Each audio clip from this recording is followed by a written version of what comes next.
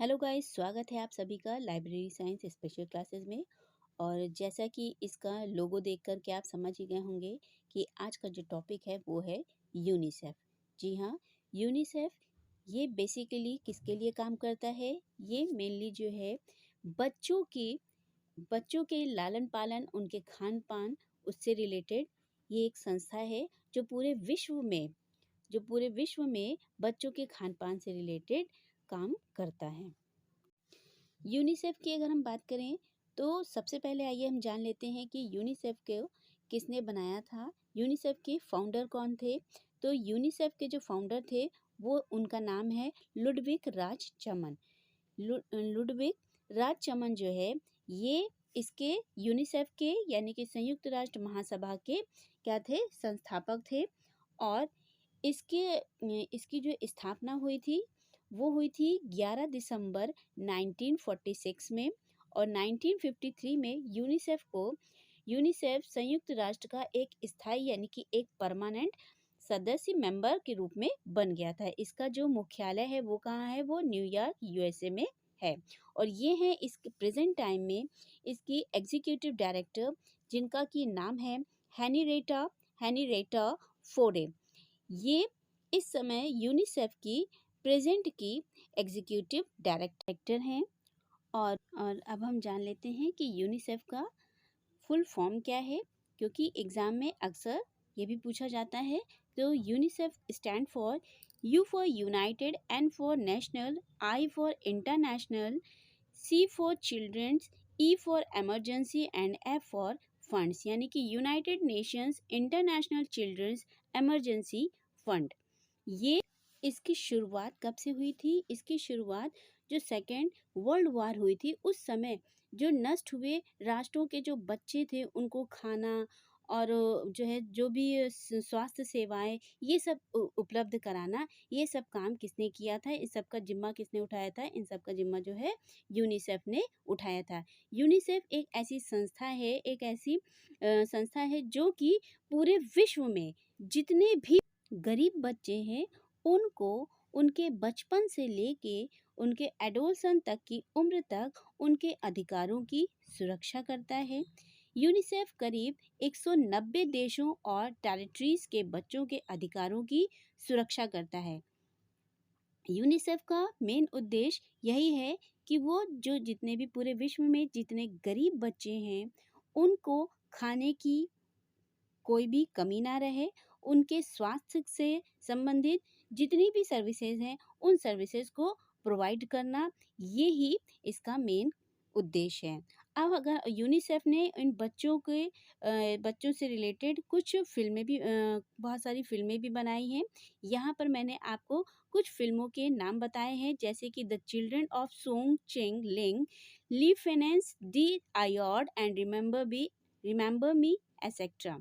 अब हम बात करते हैं कि आखिर इस यूनिसेफ आ गवर्नमेंट, अगर हम बात करें कि क्या यूनिसेफ एक गवर्नमेंट है, because UNICEF is funded entirely by voluntary contribution.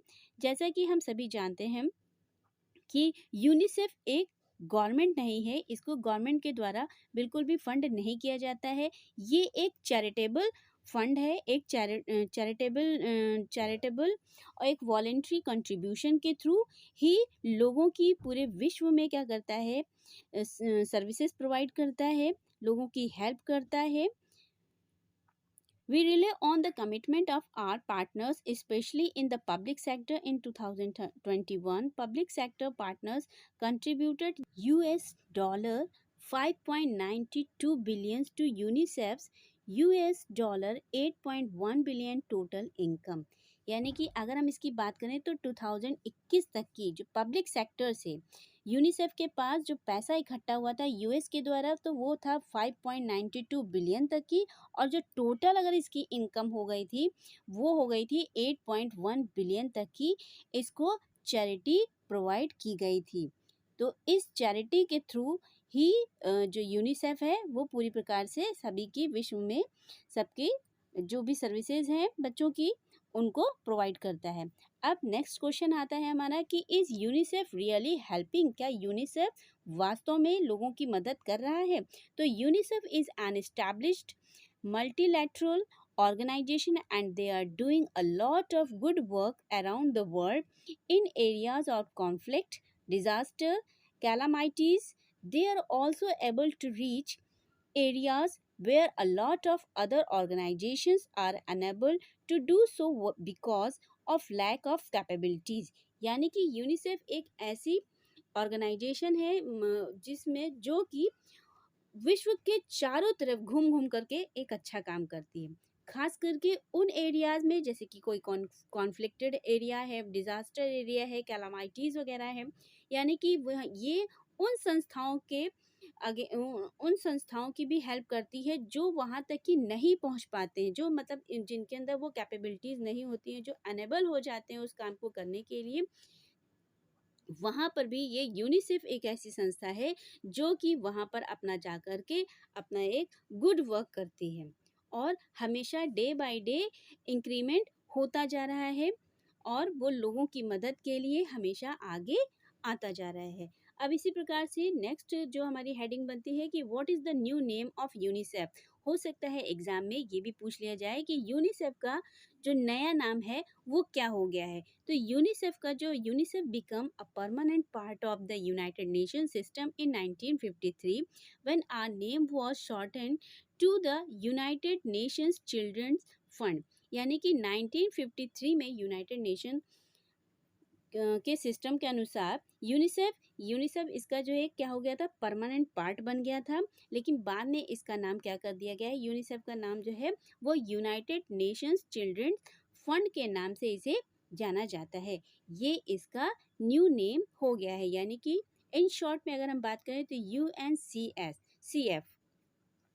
How is UNICEF funded. अब यूनिसेफ को फंड कैसे प्राप्त होता है तो ये देखते हैं। UNICEF receive no money from the UN budget, so we rely entirely on charitable donations like used to fund our work to protect children's, transforms their lives and build a safer world for tomorrow's children।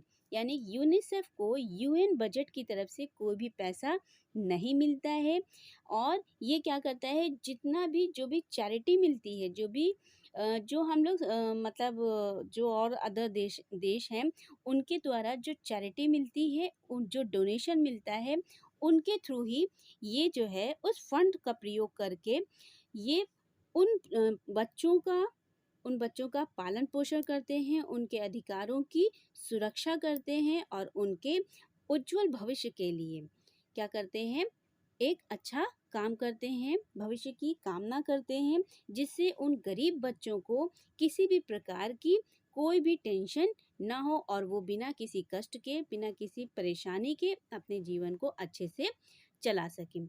अब अगर हम बात करें कि what are the 3 main goals of UNICEF. UNICEF के 3 main goals क्या हैं? तो पहला है सर्वाइवल, यानी कि जो भी गरीब बच्चे हैं वो अपने आप को सर्वाइव कर सकें। सेकेंड है उनको प्रोटेक्शन प्रोवाइड करना एंड डेवलपमेंट ऑफ चिल्ड्रन, क्योंकि यूनिसेफ बेसिकली किसके लिए काम करता है, गरीब बच्चों के उद्धार के लिए, उनके अपने सर्वाइवल के लिए, उनके अधिकारों के प्रोटेक्शन के लिए और उनके डेवलपमेंट के लिए, यानी उन बच्चों का अच्छे से विकास हो सके। यही 3 मेन गोल हैं किसके, यूनिसेफ के। यूनिसेफ कंटिन्यूअसली अपने इन गोल्स को अचीव करने के लिए कंटिन्यूअसली वर्क कर रहा है। जैसा कि अभी मैंने आपको स्टार्टिंग में बताया कि यूनिसेफ में कितने देश हैं, 190 देश, यानी कि टोटल 190 देश हैं जो अपनी अहम भूमिका निभा रहे हैं। नेक्स्ट हमारा जो क्वेश्चन बनता है वो ये है कि how much money is donated to UNICEF each year, यानी कि हर साल यूनिसेफ को कितना पैसा डोनेट किया जाता है। तो लास्ट ईयर अगर हम बात करें तो last year UNICEF received $5 billion in donation and grant from government organisation and individuals from all over the world. The UK government and private sector provided a total of $600 million to the NGO। यानी कि UNICEF को last year करीब $5 billion जो है वो donation से प्राप्त हुआ था। जो डोनेशन उसको कहाँ से मिली थी? जो गवर्नमेंट ऑर्गेनाइजेशन और इंडिविजुअल पूरे ऑल ओवर वर्ल्ड से इंडिविजुअल रूप से इसको जो है ये ग्रांट प्राप्त हुई थी। और साथ ही साथ जिसमें उसका सपोर्ट किया था द यूके गवर्नमेंट ने, एंड प्राइवेट सेक्टर से भी इसको टोटल मिला करके अगर हम बात करें इसके डोनेशन की, तो इसको $600 मिलियन ये इतना डोनेशन प्रोवाइड हुआ था, प्राप्त हुआ था। किसके द्वारा? एनजीओ के द्वारा। तो जब इतना लार्ज अमाउंट में जब यूनिसेफ को जो है पैसा मिलता है, डोनेशन मिलता है, तभी वो इन बच्चों के लिए पूरे विश्व में काम कर पाता है। नेक्स्ट क्वेश्चन हमारा बनता है कि why should donate to UNICEF? हम यूनिसेफ को क्यों डोनेट करना चाहते हैं? People who give to UNICEF believe that all children deserve the chance to make their dreams of a better life a reality। यानी कि यूनिसेफ का ये मानना है कि जो लोग भी यूनिसेफ में विश्वास करते हैं और वो ये मानते हैं इस चीज़ को कि हर बच्चे का ये अधिकार है, हर बच्चे का ये राइट बनता है कि वो एक अच्छी लाइफ जिए और अपने सपनों को पूरा कर सके। तो अगर जो लोग ये चाहते हैं, जिनकी ये धारणा है, जिनकी ये मेंटालिटी है, वही लोग यूनिसेफ में क्या करते हैं? पैसे को डोनेट करते हैं, चैरिटी करते हैं, और जिसके थ्रू क्या करता है? जो यूनिसेफ है वो उन बच्चों की, उन गरीब बच्चों की क्या करता है? मदद करता है। उनके सर्वाइवल के लिए वो अपनी लाइफ को अच्छे से जी सकें, क्योंकि संविधान के अनुसार भी अगर बात की जाए तो हर बच्चे का ये प्राथमिक अधिकार बनता है, नैसर्गिक अधिकार है ये हमारा, कि हम अपना जीवन फ्री होकर के अपने हिसाब से जिए। अब नेक्स्ट क्वेश्चन हमारा बनता है कि how many people donate UNICEF? UNICEF में कितने लोग डोनेट करते हैं? तो UNICEF engage 128.5 million supports in 2020, including 8.7 million individuals cash pledge and legacy donors। How many lives? Next question हमारा बनता है कि how many lives has UNICEF saved? अब तक ये यूनिसेफ ने कितने लोगों का जीवन बचाया है? तो UNICEF save since 1990 UNICEF and partners have cut the death rate for children under 5 by 56%, saving 22 million children's life। यानी कि सन 1990 से यूनिसेफ और उसके जो पार्टनर्स हैं वो करीब 56% से लेकर के अब तक ही इन्होंने 22 मिलियंस चिल्ड्रंस की जान को बचाया है, उनके जीवन को बचाया है। इतने सारे लोगों की इन्होंने मदद की है। यूनिसेफ कितना अच्छा काम कर रहा है कि जिससे यूनिसेफ की मदद से पूरे विश्व में ना जाने कितने ही गरीब बच्चे जिनको एक अच्छा जीवन जीने की आशा मिली है। यूनिसेफ उन लोगों के लिए एक आशा की किरण के रूप में स्थापित हुआ है और लगातार उनके सफल जीवन के लिए, उनके सर्वाइवल के लिए, उनकी एजुकेशन से रिलेटेड कंटिन्यूअसली काम कर रहा है। नेक्स्ट क्वेश्चन हमारा बनता है कि what success has UNICEF had? In total in 2021 UNICEF delivered more than 2 million COVID-19 diagnostic tests to 62 countries. UNICEF and UNO Nirenda in Malawi, UNICEF supported the installation of an oxygen plant at Kamuzu Central Hospital to respond to COVID-19 and support future health needs। It means यानी कि UNICEF ने सिर्फ उसी समय ही नहीं, जब 2019 में जो कोविड आया था, जिस समय पूरे विश्व में कोविड का एक प्रकार से प्रकोप हो गया था और तो उस वक्त भी यूनिसेफ इस ऑर्गेनाइजेशन ने अपने पूरे विश्व में क्या किया था, सभी की मदद की थी। कैसे की थी? उसने करीब 62 कंट्रीज में डायग्नोस्टिक टेस्ट 2 मिलियंस कोविड-19 डायग्नोस्टिक टेस्ट भिजवाए, जो कि 62 कंट्रीज में यूनिसेफ द्वारा प्रोवाइड किया गया था। और उसके अलावा यूनिसेफ ने सपोर्ट किया था the installation of N oxygen plant. उन्होंने एक जो हॉस्पिटल था जिसका नाम था कामू कामुजू सेंट्रल हॉस्पिटल, जहां पर उन्होंने एक ऑक्सीजन प्लांट, जब ऑक्सीजन सिलेंडर की कमी होने लगी थी तो उस समय वहां पर यूनिसेफ ने एक ऑक्सीजन प्लांट को भी इस्टेब्लिश किया, और जो कि कोविड-19 and support future health needs, और साथ ही साथ फ्यूचर में जो हेल्थ से रिलेटेड जिन भी चीज़ों की आवश्यकता थी उन सभी चीज़ों को यूनिसेफ ने प्रोवाइड किया। नेक्स्ट था हमारा कि what does UNICEF do for education. UNICEF ने एजुकेशन के क्षेत्र में भी, बच्चों के एजुकेशन से रिलेटेड भी बहुत से कार्य किए हैं। अब अगर हम इसकी हिस्ट्री की बात लास्ट में एक प्रकार से एक शॉर्ट टर्म, एक एब्स्ट्रैक्ट के रूप में इसकी हिस्ट्री भी जान लेते हैं, वो ये है कि UNICEF is the short form of United Nations Children's Fund. जैसे ये सब मैंने आपको ऑलरेडी बता ही चुकी हूँ। UNICEF was the world's first international organisation for children. ये पूरी दुनिया की पहला ऐसा इंटरनेशनल ऑर्गेनाइजेशन है जो किसके लिए बनाया गया है? Only for children's. Established by the United Nations General Assembly on December 11 1946, जिसको 11 दिसंबर 1946 यानी कि 1946 में एक जनरल असेंबली के द्वारा, जिसमें यूनाइटेड नेशन की एक जनरल असेंबली हुई थी, जिसमें यूनिसेफ का इस्टेब्लिश किया गया था। किसके लिए इस्टेब्लिश किया गया था? ये चिल्ड्रन के लिए, उनके सर्वाइवल के लिए, उनके खान पान के लिए, उनकी एजुकेशन से रिलेटेड इस संस्था की स्थापना की गई थी।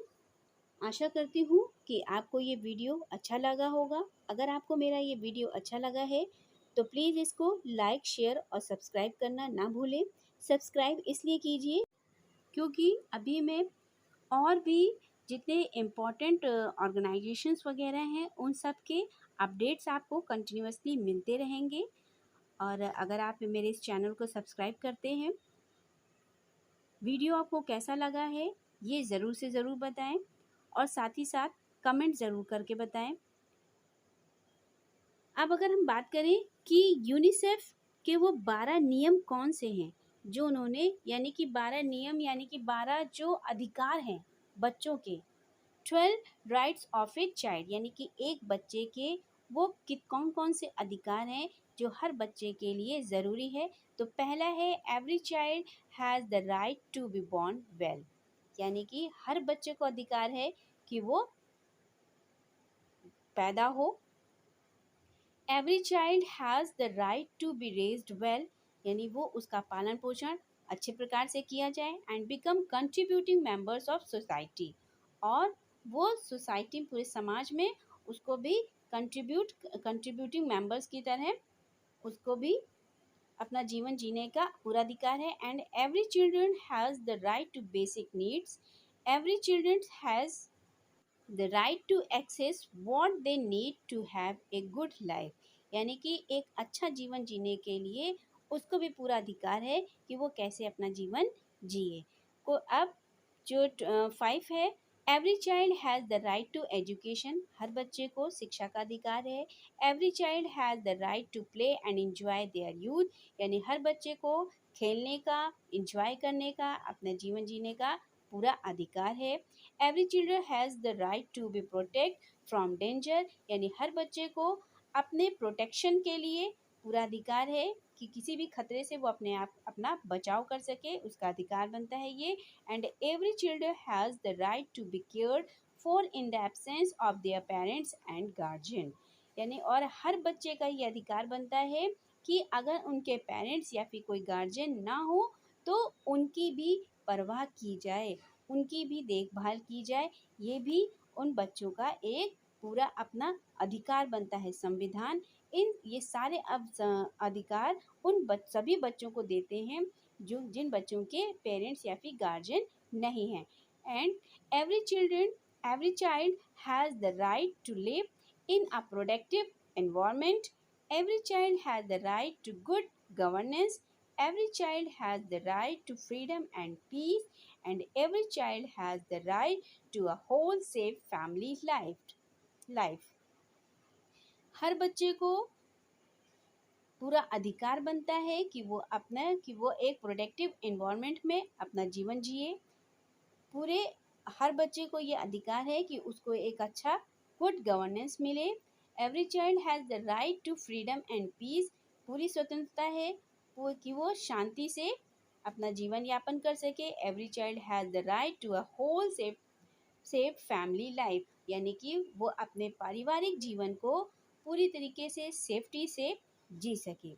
ये सारे अधिकार संविधान द्वारा पूरे विश्व के हर एक ह्यूमन बीइंग को मिले हुए हैं। जो भी व्यक्ति जिसका भी जन्म हुआ है, हर एक बच्चे का ये एक अगर हम बात करें, ये एक कुछ नेचुरल राइट्स होते हैं जो हर बच्चे को प्रदान किए गए हैं। किसके द्वारा? अगर हम चाहें इसको बात करें संविधान के द्वारा या फिर बाय नेचुरल तरीके से भी ये ऐसे अधिकार हैं जिनको कभी भी कोई भी व्यक्ति, चाहे वो कोई भी हो, कोई भी व्यक्ति इससे किसी भी व्यक्ति को इन अधिकारों से वंचित नहीं कर सकता है। तो एक बार फिर से, अगर आपको वीडियो अच्छा लगा है तो प्लीज़ लाइक, शेयर और सब्सक्राइब करें। Thank you.